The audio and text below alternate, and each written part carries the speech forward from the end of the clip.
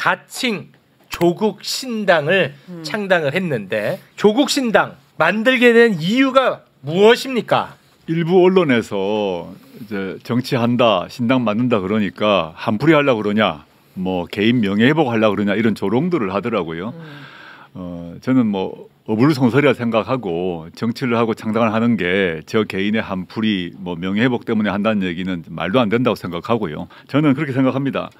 윤석열 정권이 들어선 지 2년이 이제 됐는데 앞으로 공식적으로는 3년이 남았습니다. 네.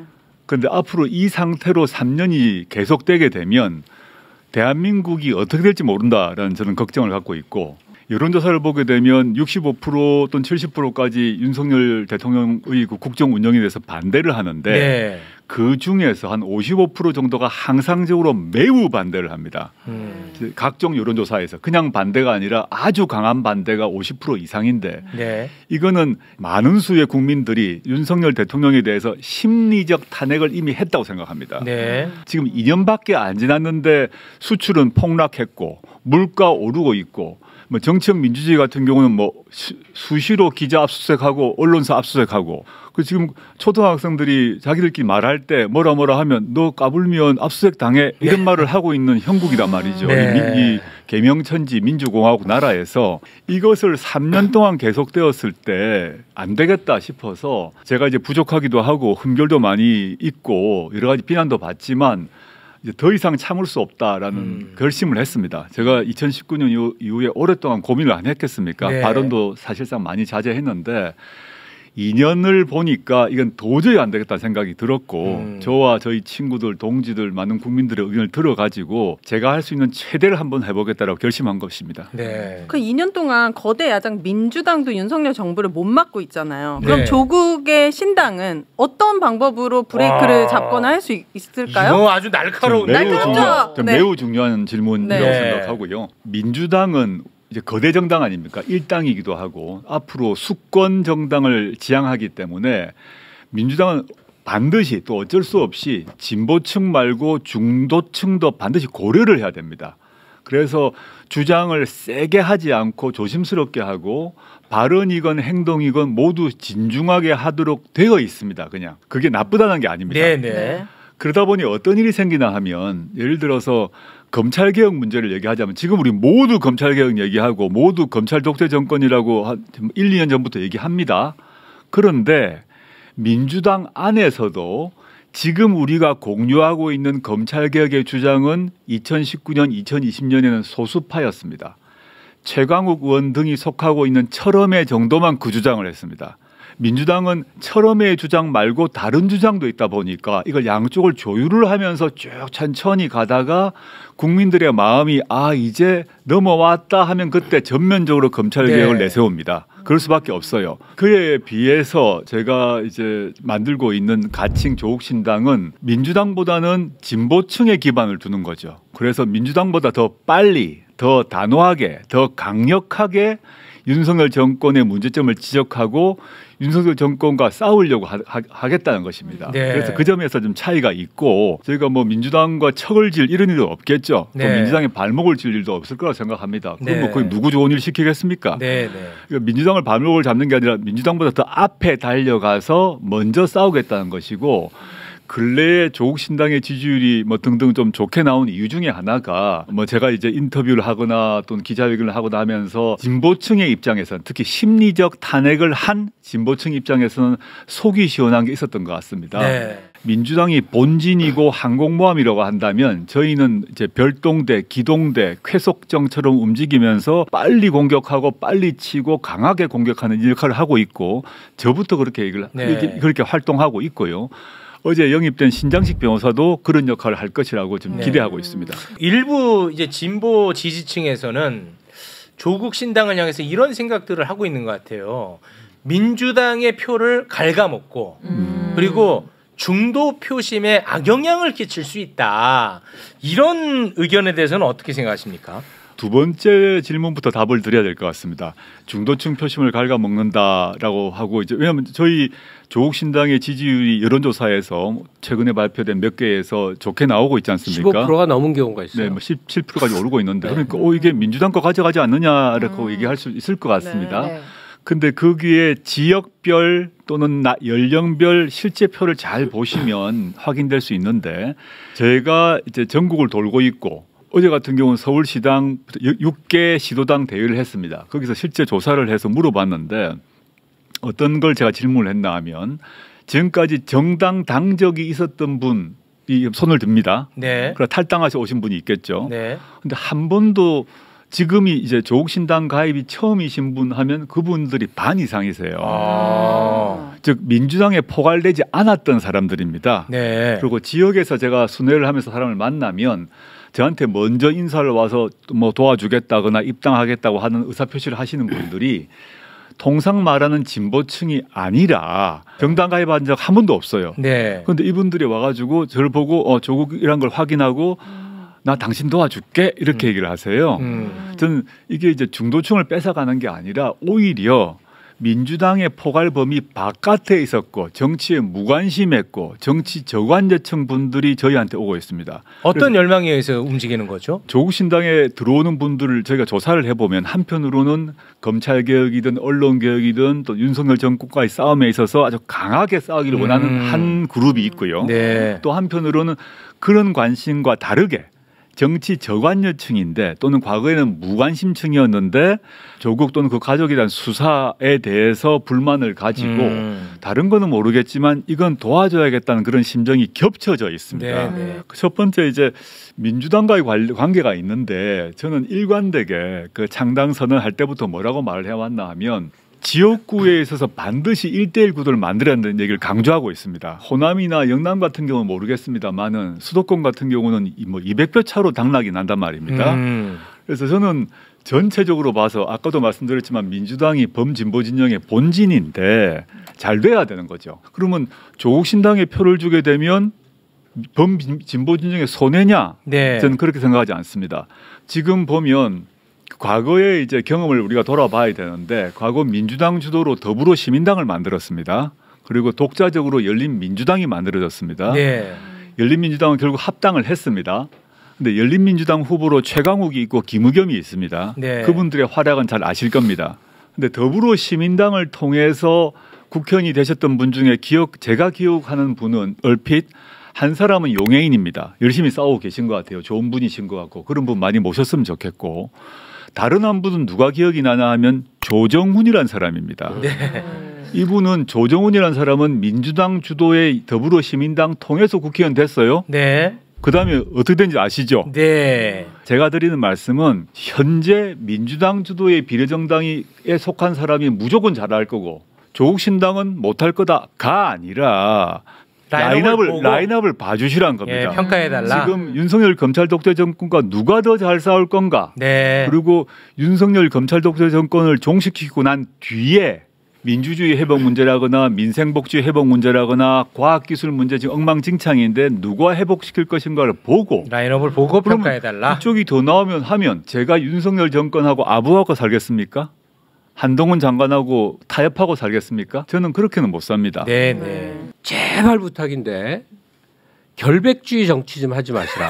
네, 알겠습니다. 계속 일관됩니다. 네. 나는 그게 속 터지나 봐요. 명심하겠습니다. 네. 그래서 또 조국이 이런다.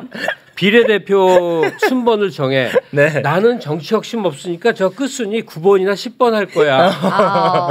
완전 김새는 거예요. 조국 1번, 신장식 2번.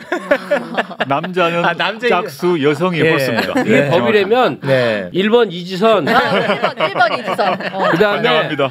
조국 신장식 맨 앞에 있고 한 명이 더 추가돼 누굴지 몰라. 네네. 그 사람이 단 한 번도 그런 의사를 밝힌 적은 없으나 내가 지금 사례를 들게. 아니 또 그게 또 아니, 그분하고 사례를 협조도 없이 말하면 어떻게 해요? 아니야 그냥 말해도 돼.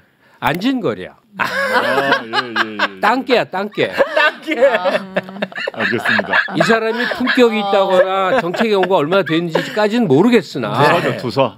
투사. 이 상황의 절박성 이걸 빨리 이 체제를 종식시켜야 된다는 절박성에 모든 걸 걸 수 있는 사람. 네, 너무 급하다 지금. 네. 네. 그래서 그런 사람 한 10명 당선시켜서 네. 원내 진입해서 매일 국정조사 요구하면서 1년을 들이치면 1년 안에 사임시킬 수 있어요. 네. 공무원 조직 붕괴된다고. 알겠습니다. 조국 신당의 필요성에 대해서 하나 좀 추가하고 싶은 게 뭐가 있나 하면 많은 분들이 이제 민주당으로 다 정리되면 좋겠다 생각할 수 있는데 이게 중요한 점을 많이 까먹고 있는 게 민영배 의원이라고 있지 않습니까? 네. 아주 잘 싸우시는 분이고 민주당. 예, 민주당 민영배 의원인데 민영배 의원이 갑자기 탈당을 했습니다. 네. 탈당을 했다가 나중에 복당을 했습니다. 맞습니다. 이 이유를 대부분 모르세요. 현행 국회법상 상임위에서 좋은 법안을 통과시키려면 민주당이 아닌데 진보적인 정파의 사람이 반드시 한 명 있어야 됩니다. 네.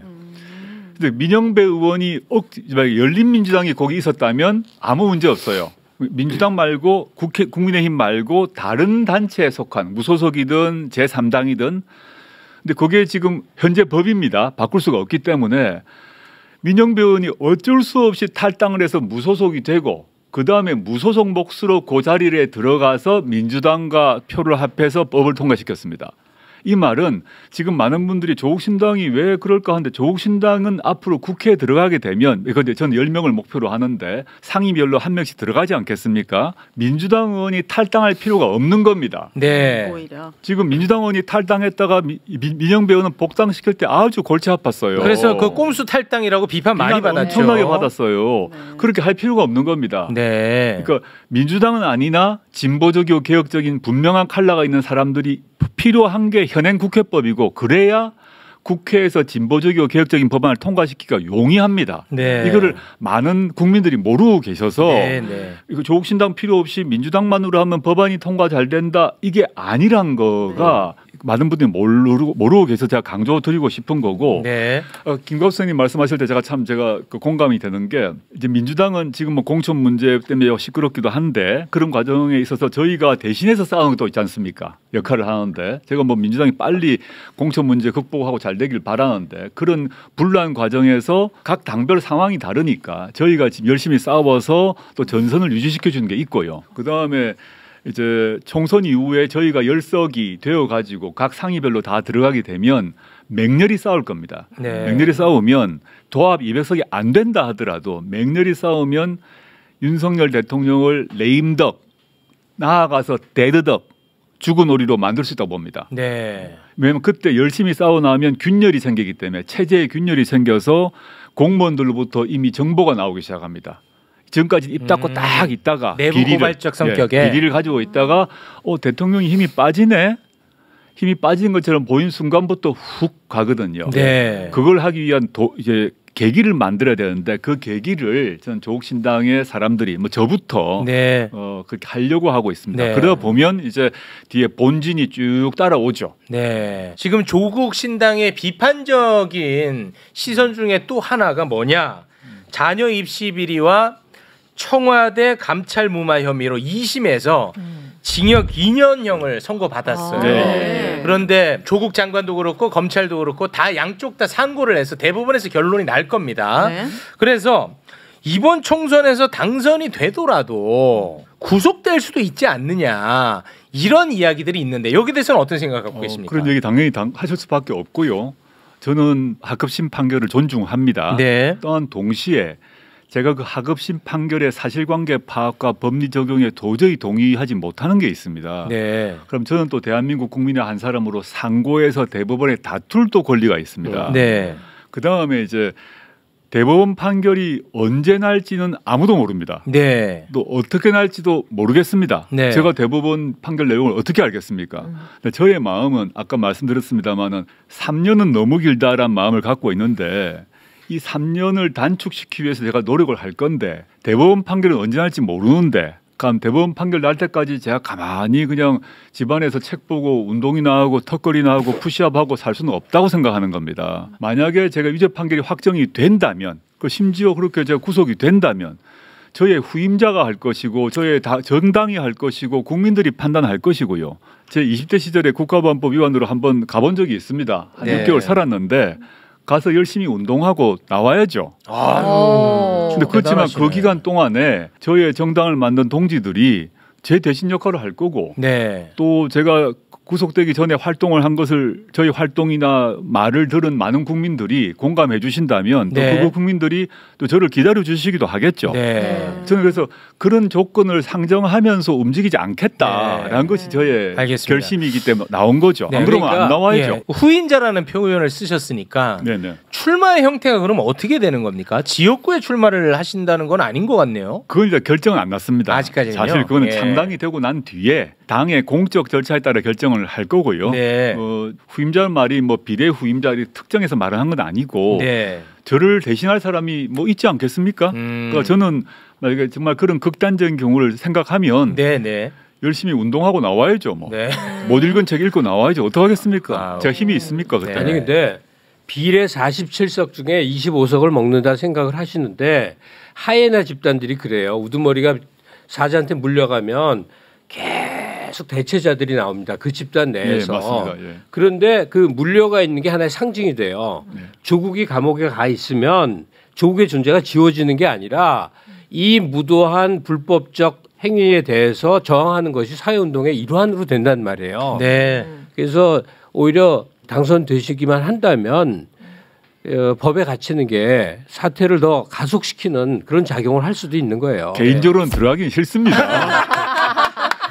제가 야, 처음으로 인간적인 면모가 나왔어. 맞아. 나 이런 거 보고 싶어요. 제가 물론 20대 때 국가법원에 들어갔지만 처음이네. 그리 즐거운 경험은 아닙니다. 네. 저도 개인적으로 제가 법정 구속 되고 싶겠습니까? 이분은 맨날 입으로 나한테도 감옥 가라고 하고 맨날 아니, 감옥을 근데 보내. 법정 구속 되더라도 네, 네. 그런 각오로 그런 살겠다는 각오나. 것이죠. 저 진짜 궁금한데 만약에 예, 예. 갔다 오세요. 네, 갔다 네. 오시면 그 다음에 정치인의 길로 들어서시는 거잖아요. 네, 뭐 그렇죠. 어떻게 되는 거예요? 갔다 온다는 게 구속? 야, 만약에 그만해. 잘 갔다 오면 어. 이제 뭐 피선거권이 박탈돼 박탈되죠. 있겠죠. 네. 그럼 그 기간이 끝나거나 또는 사면 복권이 되거나 이런 절차를 거쳐야 되는데 다시 선출직으로는 그 피선거권이 돌아오기 전까지는 못 나가겠지만 네. 뭐 당직을 맡는다거나 선출직 외에 정치 활동을 할 수 있습니다. 네.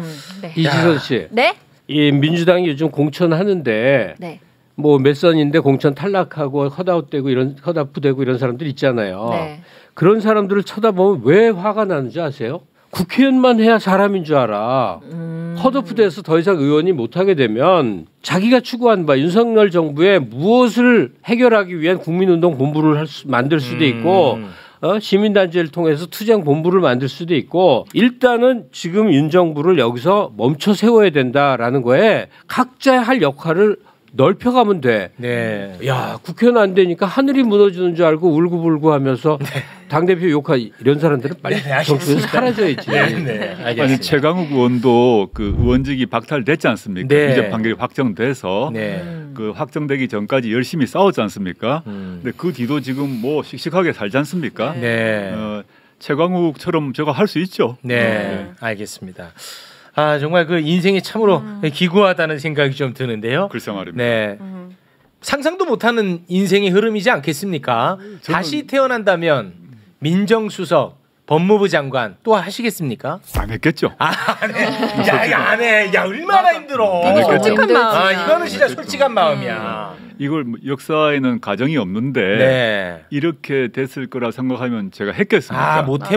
저 개인 문제라면 감당을 했을 수도 있는데 가족이 있잖아. 다 털리는 상황이 발생하고 이런 걸 생각하면 뭐 제가 이제 진짜. 쉽게 말은 합니다만은 실제 그 과정에서 저희 애들 뭐 등등해서 여러 가지 일이 안 있었겠습니까? 네. 제가 어떻게 그걸 선택하겠습니까? 아, 그간의 상황을 이렇게 탁 떠올리면 얼마나 진짜 나쁜 의미의 꿈 같다 이런 생각이 들 것 같아요. 시쳇말로 제 팔자가 왜 이렇지 이런 생각도 합니다. 그 생각나죠. 이거 갑자기 왜 이런 일이 발생하지? 네. 라는 생각을 뭐 안 할 수는 없었고요. 여하튼 그 결과적으로는 제가 장관 후보를 수락하면서 벌어진 일인데 네. 후회도 했죠. 아, 근데 후회가 소용이 아무런 의미가 없었기 네, 때문에 네. 견디는 수밖에 없다 생각했는데 저는 사실은 이게 4년 5년 이렇게 갈 거라고는 생각도 못했습니다. 아, 빨리 끝날 걸 생각했습니다. 근데 이렇게 될 줄 몰랐고 이제 약간 법률 용어긴 한데 2019년, 2020년 그 시기에 저희 딸내미 뭐 조사받고 막 난리가 났을 그럴 때인데 저희 법률가 친구들이 이제 많이 있을 거 아닙니까? 제 주변에 법률가들이 많은데 전화나 이제 문자로 연락이 와서 꼭 했던 말이 있습니다. 뭐 조 교수 또는 조 장관, 뭐 국가 이러면서 공소권 없음을 노리고 있음을 잊지 마. 딱 그렇게 합니다. 대부분 법률가들의 말이 죽지 마란 말이거든요. 아유. 그걸 말을 네, 제가 네. 죽으면 최종 처분이 공소권 없음으로 나오니까. 남습니다. 그 죽음에 대해서는 아이고, 진정으로 좀 하고 싶어요. 아니, 그런 얘기 하지 마요. 아니 죽음의 얘기를 좀 했는데 그런 일이 있었습니다. 아이, 하지 마요. 우리가 사랑한 나쁜 놈들이 있어. 노회찬이야. 네, 네. 그걸로 죽냐고. 그리고 문재인 대통령이야. 죽냐고. 왜 돌아가시냐고. 예. 그 죽음의 원통함을 조국이 끌어안아야 돼요. 저도 그 마음 말씀하시는 게 많은 제 친구들이 유사한 얘기를 했고요. 그래서 이제 그 말을 이 친구들이 내가 충격을 받을까봐 이거 법률가들이다 보니까 공소권 없음으로 사건이 종결되도록 하면 안 돼. 딱 이 말이 이제 확 와닿았어요. 네. 그래서 알았다. 그러면서 이제 노회찬, 노무현 얘기를 다 나중에 했고요. 네. 그래서 제가 흠결이 있고 부족함이 있고 유죄 판결이 나더라도 제가 이 문제를 극복하는 거는 공소권 없음의 결론이 아니라 네. 유죄 판결이 나더라도 그거를 멍해처럼 낙인처럼 안고 다른 일을 함으로써 해결을 해야 된다는 결심을 했습니다. 오랫동안 고민의 결과로 지금 이 결단을 했고 앞으로도 그 마음으로 계속 뭐 직진 또 직진해야죠. 뭐. 네, 알겠습니다. 이 방송의 지금 흐름상 네. 김갑수 어르신이 아무래도 울 것 같아서 맞아. 그 모습만큼 내가 참아 볼 수 없습니다. 진심이야. 빨리 마무리 지어야 될 것 같습니다. 저 눈물만큼 내가 못 봅니다. 맞아. 네. 그러면 우리가 대응하기가 굉장히 애매해집니다. 진짜 그만큼 네. 진짜 진심이신 아, 그 거잖아. 선생님, 그 뭐 하시는 겁니까 지금? 지금 약간 분위기 잠든 것 아, 같은데. 이거 참. 내가 어른이 돼서 2번 울었는데 아, 그만하십시오, 선생님. 그중에 한 번이 노무현 때문이었다. 알았어요. 아, 선생님, 아, 그렇게 분위기 잡지 마십시오. 네. 여기서 죄송합니다. 네. 바로 좀 그만둬야 될 것 같아요. 알겠습니다. 네, 이런 분위기는 제가 못 견뎌요. 네. 네, 알겠습니다.